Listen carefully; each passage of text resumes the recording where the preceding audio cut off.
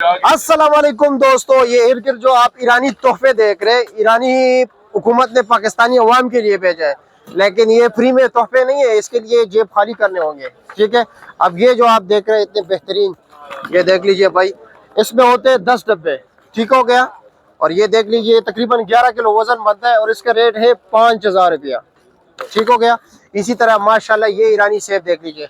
इधर आए भाई, इधर आए जरा, ये दो, ये लो जी, ये लो माशाल्लाह, वाह वाह वाह वाह वाह। ये तोहफे देख रहे, आवाज देख लीजिए। ये है भाई कितने का?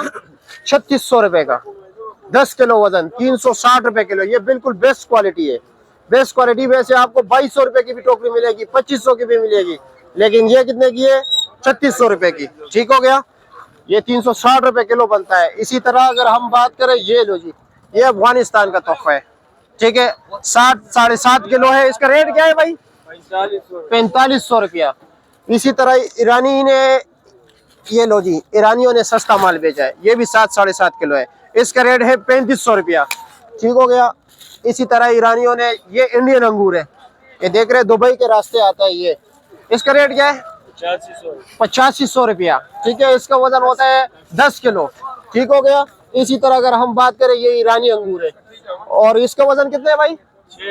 6 किलो, 3200 रुपए का ना, ये 3200 रुपए का है। ठीक है, ये भी कीवी है, ये भी डब्बे हैं। बस ये बाकी आपको हमने रेट बता दिए, यही रेट चल रहा है भाई।